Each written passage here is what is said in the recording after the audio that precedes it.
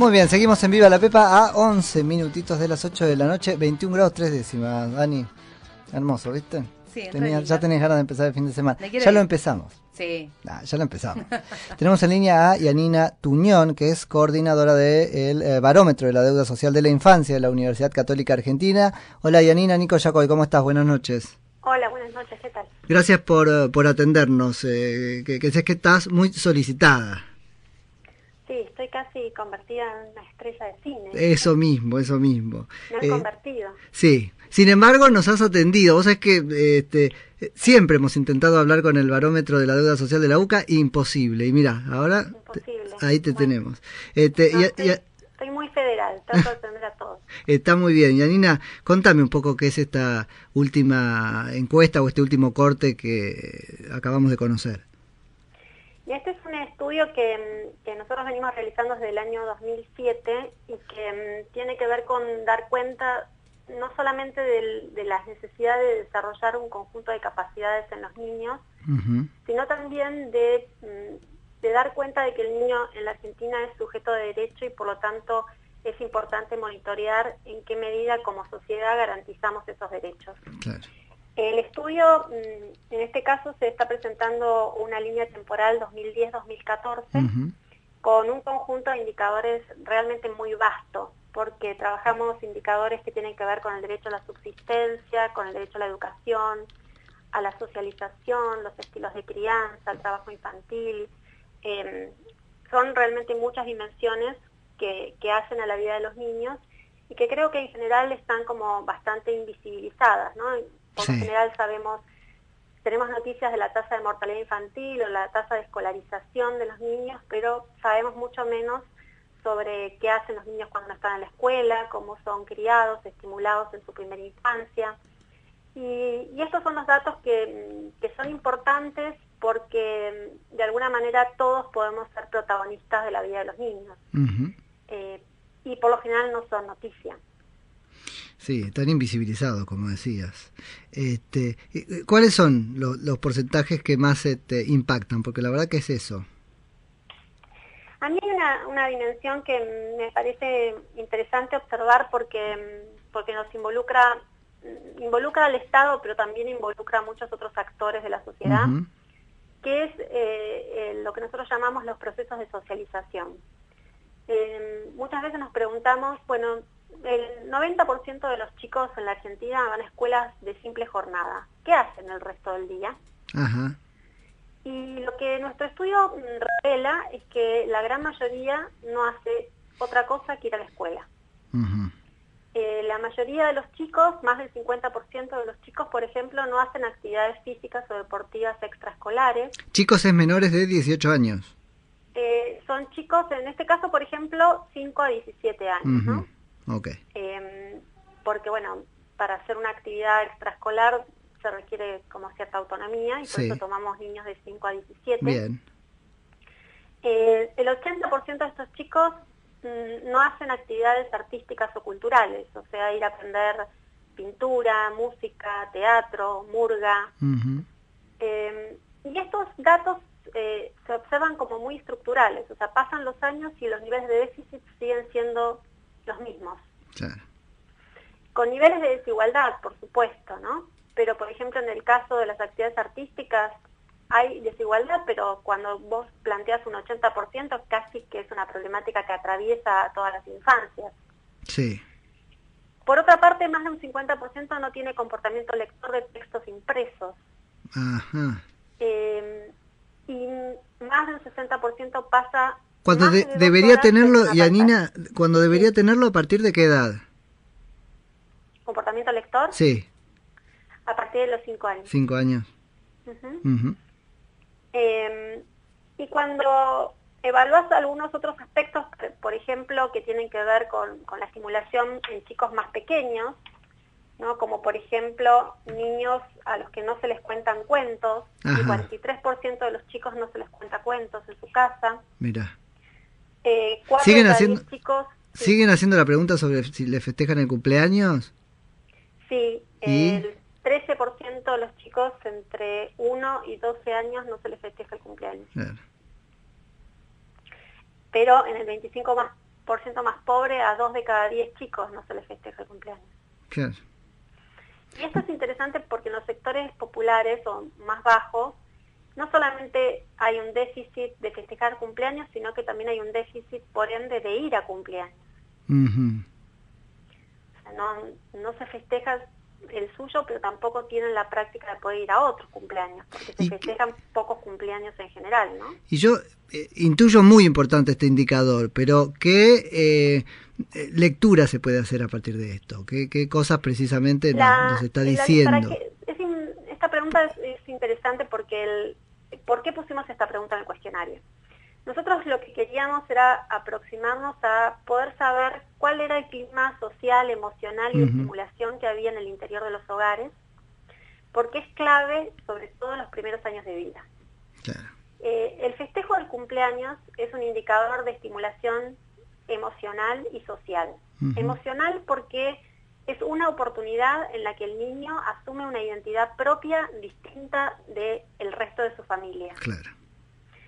Y a su vez es una estimulación social porque es una oportunidad para conocer a familiares, a amigos de sus padres y conocer ciertos ritos culturales de su sociedad y de su cultura más primaria, de su propia familia. Bueno, yo lo veo en mi sobrina, pero una niña de 3 años, están todo el tiempo con el cumpleaños, cantan el cumpleaños, hacen tortas. Digo, es un hito importante en su vida, los cumpleaños. En alguna época, al menos yo me acuerdo cuando era chica que uno iba a un cumpleaños y si el cumpleañero tenía un hermano chiquito, se usaba llevarle un regalo al hermano chiquito. Ah, ¿no? mira. Y en realidad en el campo de la psicología, me han dicho expertas de la psicología que en verdad lo importante es que se festeja el cumpleañero. Totalmente iba a decir, está mal, sí. Claro, que digamos que es un momento justamente de diferenciarlo y de que el niño se sienta de alguna manera como único, ¿no? Porque ahí se celebran dos cosas, lo celebra a él durante ese día, lo cual lo forja en su identidad, incluso psíquica, en su seguridad, etcétera, pero además está celebrando la vida, o sea que ese no es una lectura menor, sobre todo en determinados estamentos sociales en los que se convive con la violencia, con la muerte en general, ¿no? Entonces ese me parece un dato importante. Y respecto de la pobreza, que es el dato que más ha estado rodando durante el día, pero contánoslo. Sí. Bueno, nosotros tenemos un capítulo entero sobre subsistencia en el cual proponemos la lectura de distintas medidas de pobreza. ¿Por qué hacemos esto? Bueno, porque en el campo académico, en la región, está muy en discusión cuáles son las mejores formas de medir la pobreza. Y de hecho, las medidas tradicionales de medición de la pobreza en términos de ingresos son una de las medidas más criticadas en la actualidad, básicamente porque son muy parciales. Y yo diría que en el caso de la infancia son aún más parciales. ¿Por qué? Bueno, si bien vivimos en una sociedad capitalista y necesitamos dinero para consumir un montón de cosas, la vida de los niños en gran medida no pasa por la capacidad de consumo.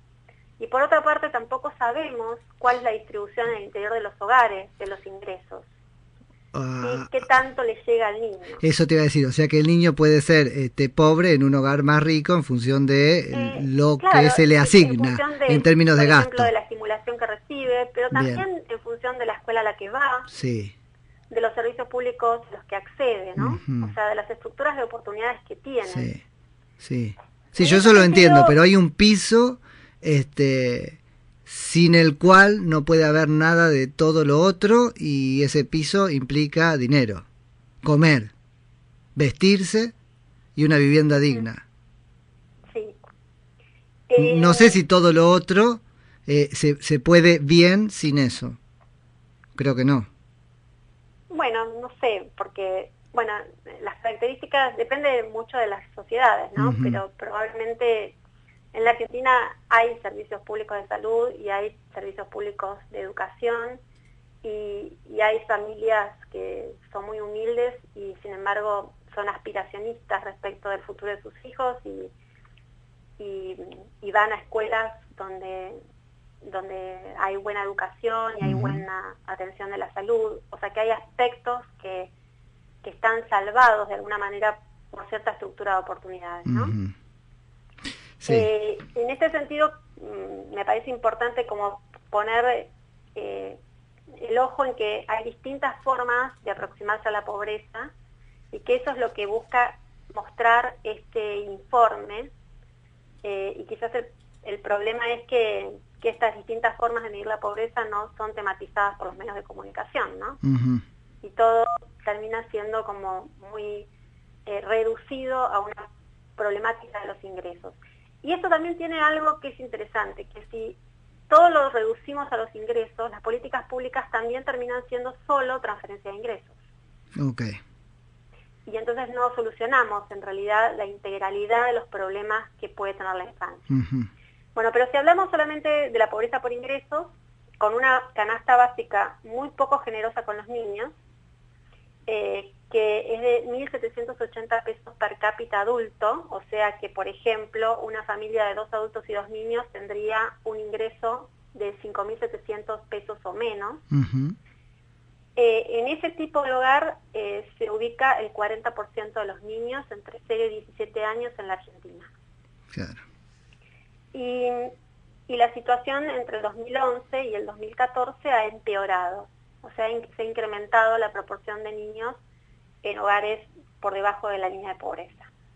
No ha sucedido lo mismo con la línea de indigencia, que está estable durante estos 5 años en torno a un 10%.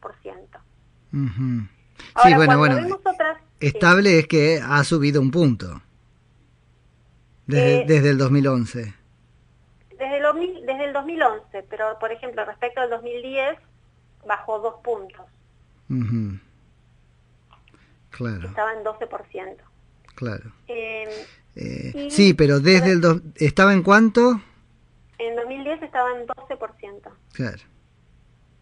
Sí. Lo que pasa es que la comparación que salió en los diarios es desde el 2011, pero el informe presenta desde el 2010. Claro. Y cuando vemos otras medidas de pobreza directa, como pueden ser las necesidades básicas insatisfechas, sí. O por ejemplo la inseguridad alimentaria severa, lo que observamos es que en el caso de necesidades básicas insatisfechas estamos alrededor de un 26% de los chicos que viven en hogares con estos problemas, que son básicamente problemas de infraestructura, problemas de hacinamiento, de saneamiento. Y en el caso de la inseguridad alimentaria severa tenemos un 8% de la infancia en hogares con alto riesgo de no poder satisfacer necesidades alimentarias. Sí. Ahí, Janina, ¿cómo es el tema con la Internet, por ejemplo? ¿Tienen medido ese tema, acceso a Internet?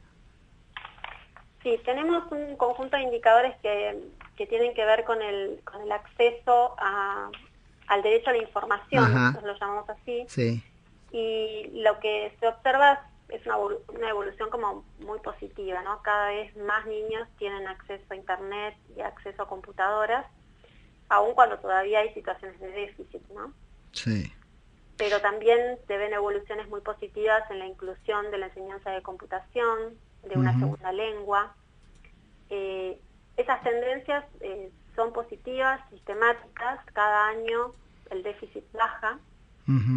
Lo que sucede en esos indicadores es que los que más avanzan son los chicos más ricos, los chicos que van a escuelas privadas.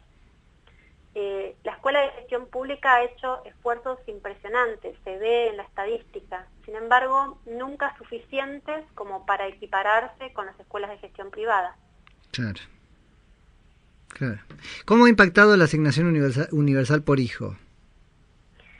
Nosotros hemos hecho algunos estudios cuasi experimentales para poder evaluar el impacto que ha tenido la asignación universal por hijo, y lo que arrojan esos estudios es que tuvo un impacto muy importante en la inclusión educativa, sobre todo la inclusión educativa de los adolescentes, en particular de los adolescentes varones, y tuvo un impacto también importante, por supuesto, en los ingresos per cápita de los hogares.